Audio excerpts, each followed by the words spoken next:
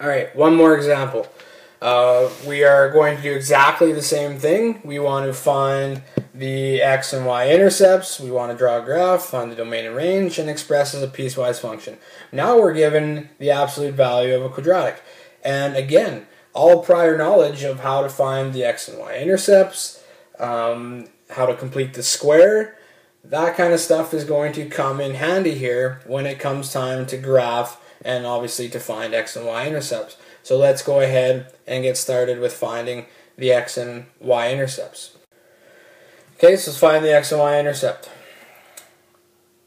Finding the y-intercept, sub in 0 for x's. We sub in 0 for x's. Okay. Remember, f of x and y are interchangeable, so I just rewrote this as a y instead of f of x because we're trying to find the y-intercept. So then I get 0 squared minus 0 minus 2. Okay. So really what I end up with is the absolute value of negative 2, and we know that the absolute value of negative 2 is just 2. So there's our y-intercept. Easy as that. X-intercept, sub in as 0. Okay. For the y. Take the absolute value of what's inside. Well, that means we've got this. Okay. Do not change the signs here. Okay.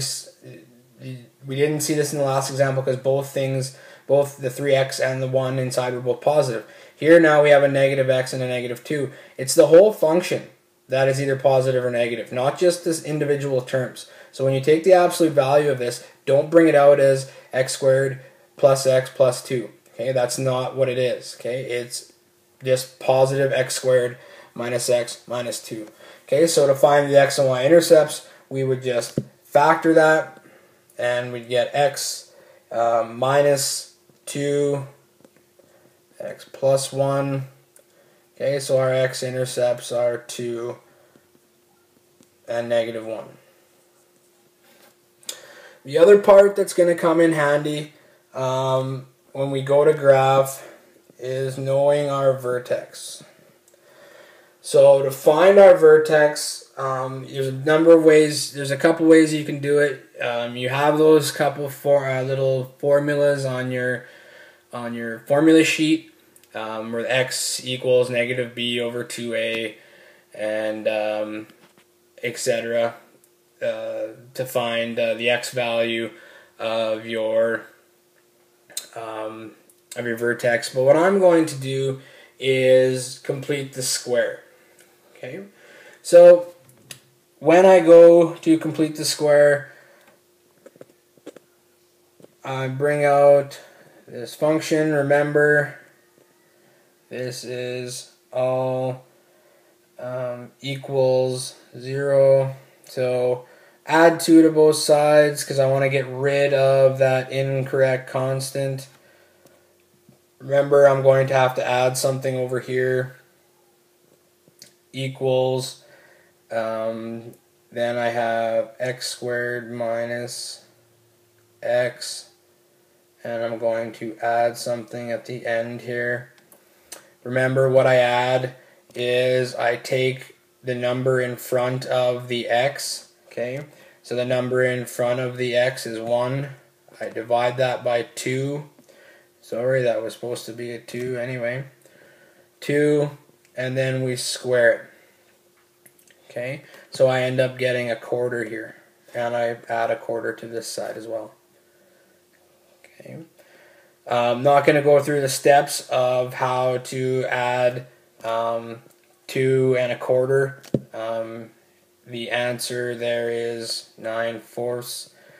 This, remember, you then factor this side, and it should be into 2 binomials that are exactly the same. So remember, it's just x. Take the sign from here, subtract, and then remember, just take this number here, and it goes in. Squared. So our final answer then is y equals x minus a half squared minus 9/4. 9/4. Okay, so that means our vertex then is positive 1/2 and 9/4. Okay, so now we have our vertex.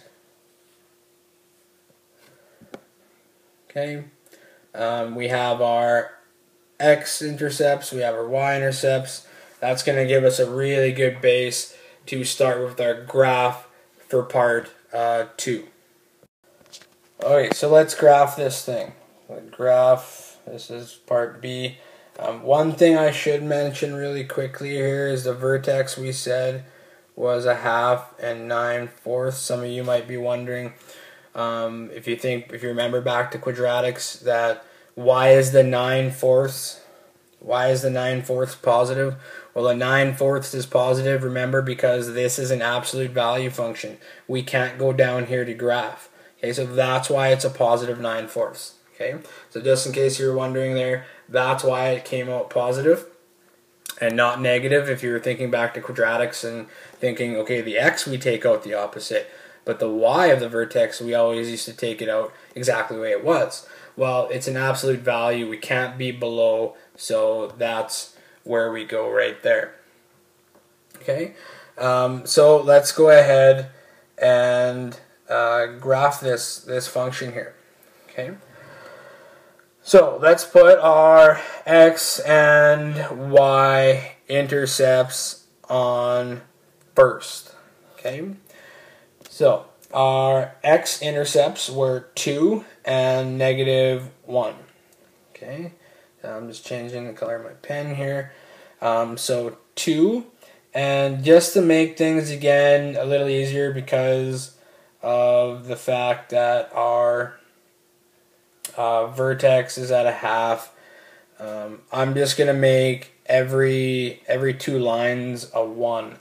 Okay, so that makes +2 here, and that makes -1 here. So those are our x-intercepts.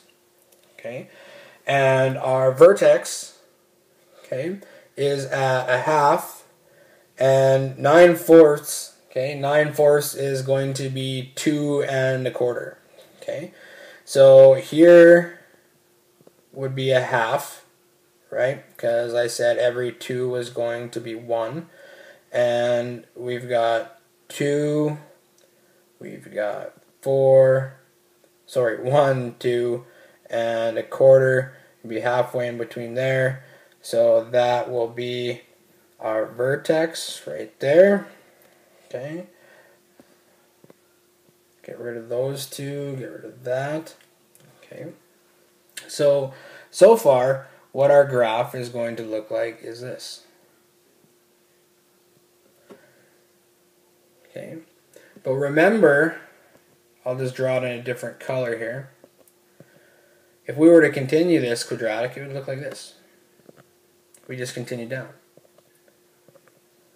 But we can't do that, right? This is an absolute value function. We can't be below the x-axis.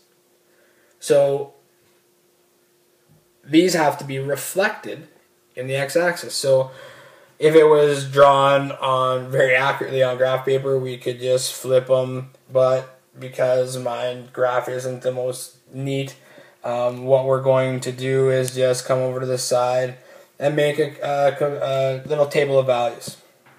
I'm just going to pick some points over here, some points over here. That way I'll get some points for my graph going up like that. Okay. So I've got my x, got my y, and again, jumping around here on my pen, x and y. So 3, I'm not going to show all the work here. You know how to sub in, you know how to take the absolute value of a number when you get your final answer. So I'm just going to sub in, and I'm not going to show my work. So when you sub in 3, you should get 4.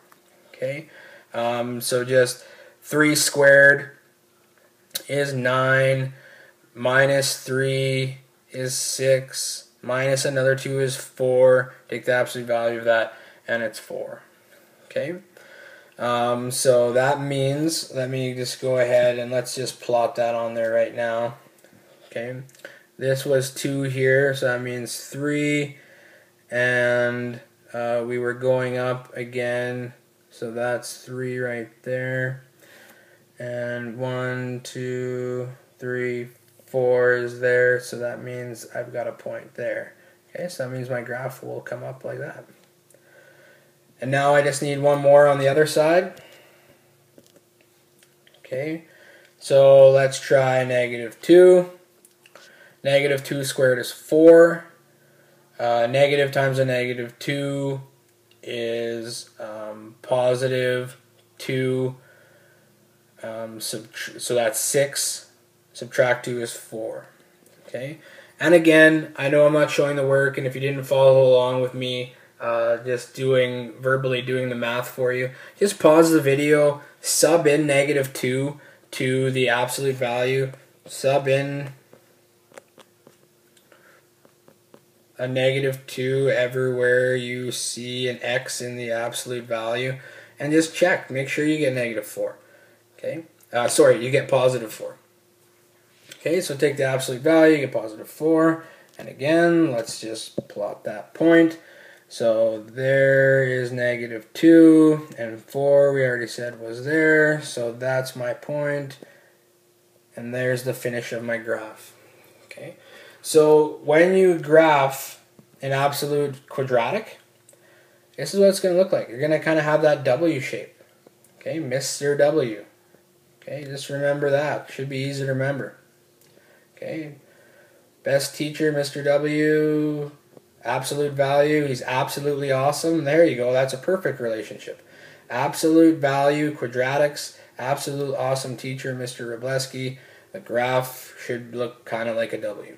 Okay, so now let's try to find our domain and range. So I needed to jump on another slide here as I ran out of room there.